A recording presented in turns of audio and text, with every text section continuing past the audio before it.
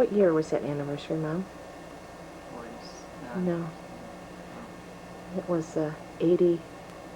Oh, Anniversary 82? yeah. 82? Mm-hmm.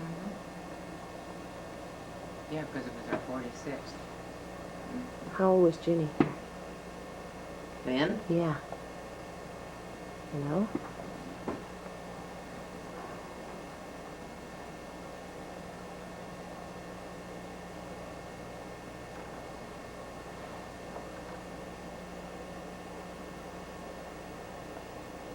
I'll get mine in there with the pictures.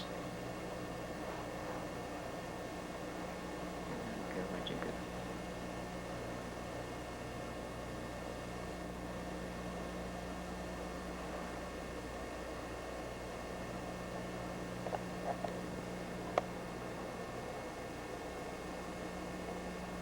When was that taken? After Dad died. Probably 83, 84? he died in 83, probably 84. That's probably, let's say 70. I don't know my math. Okay, I'm going to start reading. Okay, wait 1 second. I'm going to change my... Okay, I'm ready. I'm going to read you a story about the kitty with the black nose, since I love kitties. Once there was a kitty with a black nose. She was a happy little kitty and played all day, chasing her tail or a piece of string. One day she jumped up in front of the looking glass and saw her black nose. "Oh dear," she cried, "I have a black nose. I will run and hide and never play any more." So she hid under the woodshed and would not come out when the little girl who loved her so called her.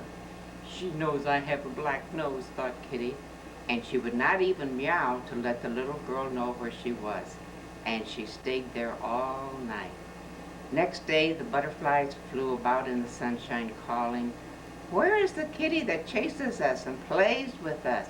The garden is so lonely without her."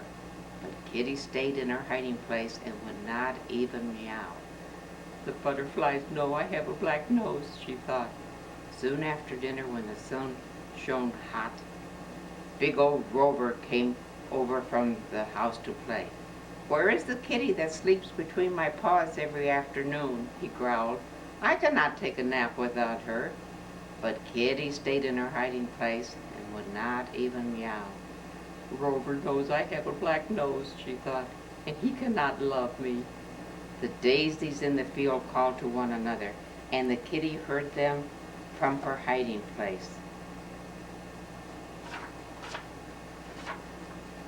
"Have you seen the kitty that runs about playing hide and seek with us? Why doesn't she come to us? She knows we cannot go to her." But Kitty stayed in her hiding place and would not even meow. "The daisies know I have a black nose," she thought. All day the creatures and the flowers called to the playful little kitty, but Kitty would not answer.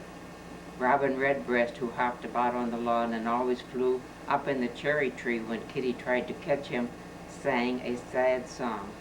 "Where is the kitty? Where is the kitty?" But Kitty stayed in her hiding place and would not even meow. "Robin knows I have a black nose," she thought. Kitty stayed under the woodshed all that night. Next morning she was hungry, so she crept out to find her saucer of milk. The saucer of milk stood where the little girl always put it, and the kitty lapped it joyfully.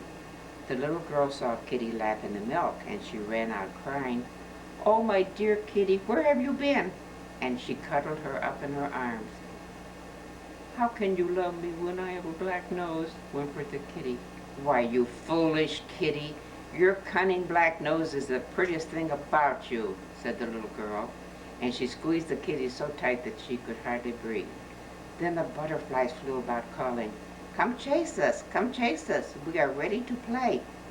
The kitty put her paw over her black nose. "How can you play with me when my nose is black?" she meowed. "We did not notice your nose is black," answered the butterflies. "Come play, it is lonely without you." "Come, kitty," whispered the daisies.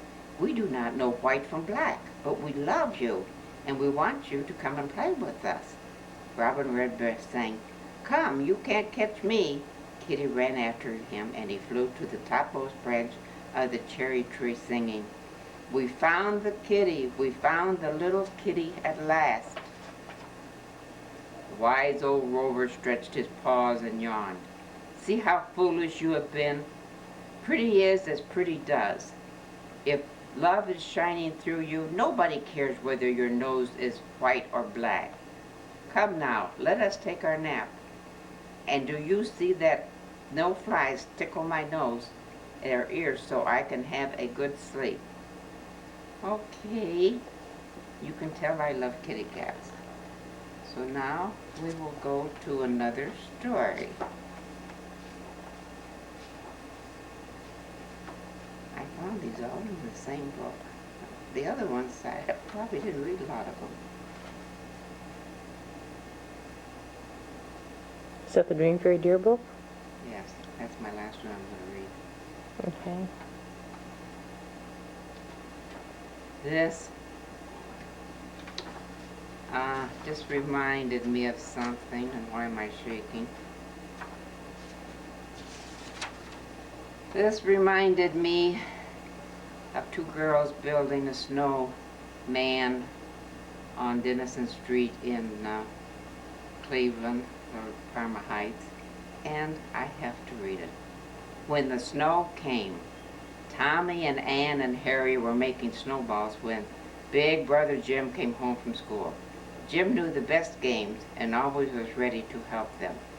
"I tell you," said Jim, when they got tired of throwing their snowballs, "let's go to the top of the hill and build a snowman. We can take that old dishpan of Mother's that she does not want anymore. That will be fine to carry the snow in." So they went up, Tommy carrying the dishpan, Jim pulling Ann and Harry up on his sled, and Rover running, barking ahead. It was great fun making the snowman. Jim and Tommy took their turns bringing handfuls of snow, and they all helped build a fat little man. It had a pine bough for his arms and eyes made of marbles that Tommy found in his pocket. He wore Tommy's cap, and he looked so real that Rover barked at him. Then they took turns sliding downhill on Jim's sled, but soon Tommy got tired of waiting for his turn. He got in the dishpan, and he climbed in and pushed himself off the top of the hill. Down the slide he went, holding tight to the handles. Round and around the pan turned. Sometimes Tommy was riding straight ahead, sometimes sidewards, and sometimes he was looking up at the top of the hill. But he got safely to the bottom of the hill and climbed out laughing and calling out, "Oh, Jim, oh, Ann, try that, it's such fun. You roll downhill and you slide downhill, both together." Each of the children took a turn at riding down in the dishpan. They tried to make Rover take a turn too, but he seemed to have too many feet. They couldn't make him keep any of them in the pan long enough to send him sliding downhill. Once Ann ran into a tree at the side of the road, but the pan just went spinning around harder than ever. It carried her down into a soft snowbank near the bottom of the hill and spilled her into a bed of snow. Rover ran down and tried to drag her out, but she got up without his help. She thought the tumble into the snow was the best part of the slide. At last their mother called them to come home to dinner. Tommy did not want to leave the snowman without his hat, but he had to take his cap. "Oh, I know," he cried at last. "Let's use the pan to put on the snowman's head. Indian women carry jugs and boxes that way, Mother says." So they left the pan on the snowman's head.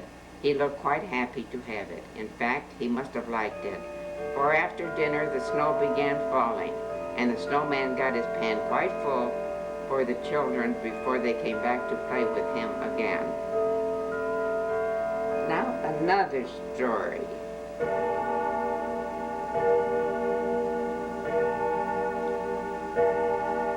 This is a Thanksgiving story. We had many nice Thanksgivings and Christmases. The next one's going to be Christmas at Mohawk, and this does not really fit our family, but it is a family, and I want to read it. Thanksgiving Day. It was a perfect Thanksgiving day. All night snow had fallen, and now the ground and the trees, the roads and walks were covered with soft white blanket. Inside the house, all the family were helping to get dinner ready. Mother was taking the turkey out of the oven. Father was bringing the cider from the barrel in the cellar, while Bill and Nellie were cracking nuts to put in a big china bowl for dessert. There, said Mother, bringing in a huge platter with the biggest turkey you ever saw. There, dinner is almost ready. Run out, youngsters, and bring in the dish of cranberry jelly and the bowls of mashed potatoes and green beans, and then we can have dinner. Father poured the cider. Soon the food was on the table and the family were seated. Father heaped the plates high, giving Mother and Bill the drumsticks and saving the wishbone for Nellie. It didn't take very long for plates to be cleaned, I can tell you. Just as Bill was trying to decide whether he could possibly manage another piece of turkey, and Mother was reminding him that a pumpkin pie and nuts were still to be disposed of, there came a scratching at the door. Bill jumped up at once, crying, "Excuse me, Mother, but that is Rex asking for his Thanksgiving dinner." As soon as the door was open, in came Rex, and with him Tabby, her tail waving high in the air. They both marched up to Mother and stood looking at her, like Buffy does, as if to say, "This is Thanksgiving Day. Did you forget our dinner?" Mother laughed at their comical look and told Bill to open the door to the kitchen and take Rex and Tabby out to the plates that she had heaped for them. Bill did this, then came back, hurrying back, and soon was busy with his pie and nuts. "I guess everybody around here has had his dinner now," he remarked. Just then something whisked by the window, and there came back and stood looking in. Father laughed and said, "No, there is somebody else that wants dinner. Rex and Tabby must have smelled the turkey and knew when to come in for it. But how Brother Squirrel knew we were eating nuts, I can't tell. But he came at the right time. Take a handful out to him, Nellie, and open the door carefully so you do not frighten him." Nellie took the nuts to Brother Squirrel, and as she threw them on the ground under the tree where he perched, she saw a little group of birds huddled in the snow, looking for food. "I tell you what," said Bill, "let's put our old nursery table just outside the dining room window, and they can have Thanksgiving dinner every day." "Good idea," Father seconded, "and we will have to put a board up on each side of the table to make the top into a tray so the wind cannot blow the food away. I have seen Tom do that. And we will put out a bit of suet, too, for the birds dearly love that in cold weather." After dinner, Bill and Nellie got out the old table and put a little board up along each side so the crumbs and grain would not blow away. And there, just outside the window, the birds had dinner every day, all the winter long. Robins and sparrows were regular visitors, and sometimes a pigeon or crackle came too, and they all chirped their thanks to Nellie and Bill for the Thanksgiving dinner that lasted all winter. Well, we're going to have a look. This is on the next page, and it is our Christmas story. I remember reading this to Vivian and her sister. This is one I remember. The lights on the Christmas tree. Once the Christmas tree lights were not lights at all. They were only colors in the rainbow. Just a perfectly good rainbow, the kind you see in the sky after a rain. And when Santa Claus made the very first Christmas tree, it was easy to see that he needed a rainbow for decoration, because all the decorations he had were white. He lived at the North Pole then, you know, as he does now, and when he had powdered the trees with snow and hung icicles all over it and tied snowballs at the end of the branches, he looked at it and said, "No, it's pretty, but it ought to have some color on it. It needs some red and green and blue and gold." "Oh, Santa Claus," said the littlest white bear, "let's put a rainbow on it." "That's just what it needs," Santa Claus agreed. "I'll send the biggest white bear to get one." "Oh," said the littlest white bear. He was so disappointed that tears came in his eyes. "I was the one who thought of the rainbow." I think you might let me find it. All right then, Santa Claus said kindly, but you must be very careful. Rainbows are easy to break, you know, and really you are the clumsiest, funny little bear. Oh, I will be careful, promised the little white bear. And he ran and ran on his fat little legs till he found the most beautiful rainbow. Then he picked it up and hung it over his back and went home to Santa Claus, walking very carefully. He walked safely past the snowfields, safely past the iceberg, and safely past the slippery slides. And at last he came to Santa Claus's steps and saw Santa Claus in the doorway waiting for him. Hooray, he laughed, waving his little front paws in triumph. Here it is. And then both his back feet slipped and boom, he fell on his back and the rainbow was broken into 1,000 pieces.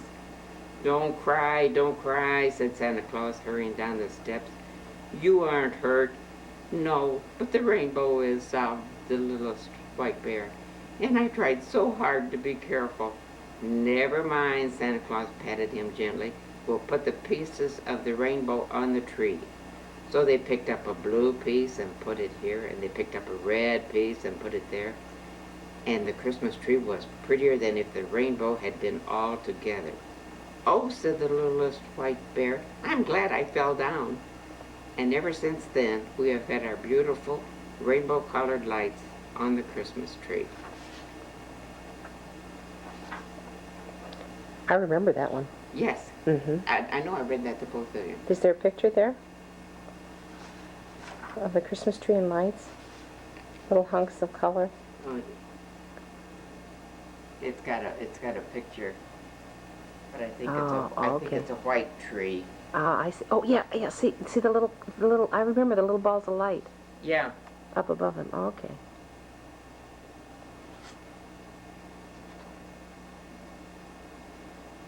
I'm going to read you a story that I think when a little girl was about 2 years old, I had to read it every night. Mm-hmm. I'd say, do you want a story? What do you want? And she would say, Dream Very Dear. And that is what we read, and I will tell you, by the time that I was finished, she was almost sound asleep. Dream Very Dear. One evening, just as the sun was saying good night, the beautiful moon came running through the sky. Dream Fairy Dear, who lives on the moon, stepped into her airship made of a fleecy, misty white cloud and started sailing downward toward the earth. By and by, she came to the home of little Papoose. He was swinging in his little birch wood and deer-skinned cradle under a pine tree. Little Papoose saw Dream Fairy Dear in her beautiful white airship and said, Dream Fairy Dear, where are you going in your beautiful white airship? Dream Fairy Dear whispered, I am going to the land of dreams, where birds sing at night, where butterflies can talk, where babies ride ponies and chase the wild deer. The little Papoose said, Please, Dream Fairy Dear, take me with you in your beautiful white airship. I want to hear the birds sing at night and the butterflies talk and ride a pony and chase the wild deer. Dream Fairy Dear smiled a sweet smile and said, You may go with me, little Papoose, if you will shut your eyes. So little Papoose shut his eyes. Then Dream Fairy Dear lifted little Papoose up and up into her airship, and on they sailed while Dream Fairy Dear sang a song of the wind. By and by they came to the home of Little Brown Boy. He was playing in the sand by the sea. Little Brown Boy saw Dream Fairy Dear in her beautiful white airship and said, Dream Fairy Dear, where are you going in your beautiful white airship? And Dream Fairy Dear answered, I am going to the land of dreams where tigers are kittens, crocodiles have no teeth, and little boys ride on the elephant's trunk. Then Little Brown Boy said, Please, Dream Fairy Dear, take me with you in your beautiful white airship. I want to play with a tiger kitten and a crocodile without teeth and ride on the elephant's trunk. Dream Fairy Dear smiled a sweet smile and said, You may go with me, Little Brown Boy, if you will shut your eyes. So Little Brown Boy shut his eyes. Then Dream Fairy Dear lifted Little Brown Boy up and up into her airship. And on they sailed while Dream Fairy Dear sang a song of the wind. By and by they came to the home of Little Blue Eyes. She was standing by a window playing with her doll. Little Blue Eyes saw Dream Fairy Dear in her beautiful airship and said, Dream Fairy Dear, where are you going in your beautiful white airship? Dream Fairy Dear whispered, I am going to the land of dreams where dolls never break, toys grow out of the ground, and caramels and fudge grow on trees. Then Little Blue Eyes said, Please, Dream Fairy Dear, take me with you in your beautiful white airship. I want a doll that will never break, some toys that grow out of the ground, and I want to pick caramels and fudge from the trees. Dream Fairy Dear smiled a sweet smile and said, You may go with us, Little Blue Eyes, if you will shut your eyes. So Little Blue Eyes, I'm getting her name mixed up with boy, shut her eyes. Then Dream Fairy Dear lifted Little Blue Eyes up and up into the airship, and on they sailed while Dream Fairy Dear sang a song of the wind. By and by they came to the land of dreams. Little Papoose heard the birds sing at night, heard the butterfly talk, and rode all around on a pony and chased the wild deer. Little Brown Boy played with a tiger kitten, a crocodile without teeth, and rode on the elephant's trunk, just as the fairy had said he might do. Little Blue Eyes found a doll that would never break, some toys growing out of the ground, and picked caramels and fudge from the trees. So they stayed and stayed and played in the land of dreams all night long. That was nice. That was nice. Are you going to? So those were Ginny's books. Those were Ginny's books, yeah. And this little girl, you got this little girl, oh, probably when you were about 5 years old. Yeah, in Cleveland. We lived in Cleveland. I was wrapping presents on Christmas Eve, and Dad was in bed, and I thought you girls were in bed, and I took her out of the box, and I took her out in the garage, and they said she would walk, although she wasn't a good walker. But I took her out in the garage, and I wanted to see her walk. And some little girl came out in the garage and saw me. She says, oh. And I said, get back in the bed, get away.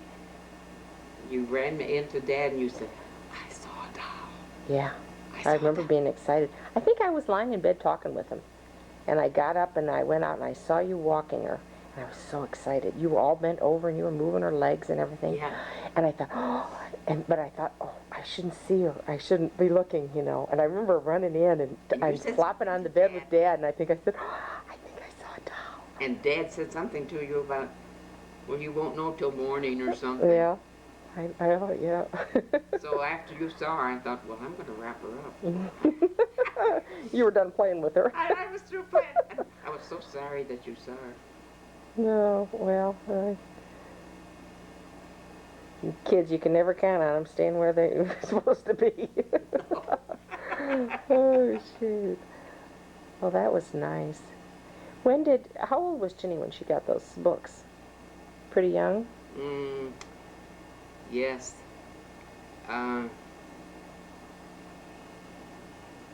We were in a book club and we got these at a discount, and I'm glad that we got them. I bet did she read them a lot too? I would say that she was 7 or 8 when we got them. But you do remember that story of the Christmas tree? And I remembered the picture with the little hunks of the pieces of the rainbow on that tree. I remember that. And some of the other books, I don't think Ginny even read the books. I know I did not read them to you. They were all strange to me, so I didn't. But the ones that I took, and I would say that this is the book we read out of all the time. In the book, on the bottom of it, it says, for babies' feet. And there's another one for baby feet, but it's poems. Oh. And maybe... Kind of the early stories. Yeah. little Jack Horner sat in a corner and all that, you know. Yeah. But maybe if you don't get this filled up, maybe you would, you know, let Tom take your picture and you read the poems. That would be nice. Well, there's 4 minutes left on this tape, and it's all full. So, well, we have 4 minutes more. There's like 26 minutes taped now. Oh, I didn't know that. 4 more to go, so we can just fill this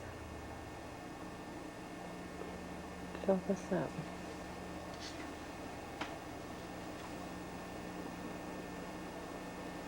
Well, let's read The Pancake Who Ran Away. Once upon a time there was a mother who had 7 hungry children, so she made a pancake for them of sweet milk and fine flour. "I'm so hungry, mother darling," said one child. "Give me some of the pancake." The second child echoed the first, and all the others took it up until the mother put her hands over her ears to shut out the noise. "Hush, hush," said the mother. "You shall all have some as soon as it browns on both sides." Now the pancake was listening to it and did not want to be eaten. As soon as he saw that it was a golden brown on both sides, out he hopped from the pan and rolled like a hoop through the door and down the hill. "Stop, Pancake!" cried the mother, and away she ran after it as fast as she could, with all the children behind her. But the pancake rolled on and on. When it rolled a long way, it met a man. "Good day, Pancake," said the man. "Good day, Manny Panny," said the pancake. "Dear Pancake," said the man, "don't roll so fast. Stop and let me eat you." "No, no," said the pancake. "I have run away from mother and hungry children, 7 hungry children, and I'll run away from you, Manny Panny." It rolled and rolled till it met a hen bustling down the highway. "Good day, Pancake," said the hen. "Same to you, Henny Penny," said the pancake. "Pancake dear," said the hen, "don't roll so fast. Stop and let me eat you." "No, no," said the pancake. "I have run away from the mother and 7 hungry children, and Manny Panny, I'll run away from you too, Henny Penny." And it rolled on. Soon it met a cock. "Good day, Pancake," said the cock. "The same to you, Cocky Locky," said the pancake. "Pancake dear," said the cock, "don't roll so fast. Stop and let me eat you." "No, no," said the pancake. "I've run away from the mother and 7 hungry children, Manny Panny and Henny Penny, and I'll run away from you too, Cocky Locky." And it rolled and rolled as fast as it could. By and by it met a duck. "Good day, Pancake," said the duck. "The same to you, Ducky Lucky." "Pancake dear," said the duck, "don't roll so fast. Stop and let me eat you." "No, no," said the pancake.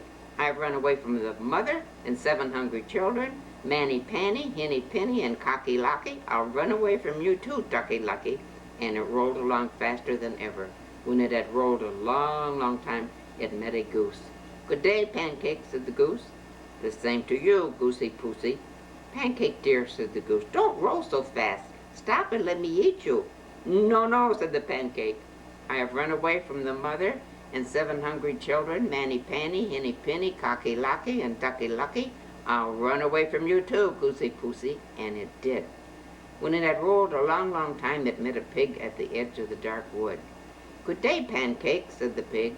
"The same to you, Piggy Wiggy," said the pancake, and it began to roll for its life. "Nay, nay," said the pig. Why be in such a hurry? We two can go through the woods together and be company for each other. They say it is not safe in there." The pancake thought it was a good idea, so went along with it. And they went along until they came to a brook. Piggy is no dummy. Piggy was so fat he could swim across, but the poor pancake had no way of crossing the water. "Jump up on my snout," said the pig, "and I'll carry you over." So the pancake did that. "Oink," said the pig contentedly, throwing back his head and opening his mouth wide. And the little pancake rolled down, and the piggy swallowed it in one gulp. Oh, thanks, Mom. I think we're at the end.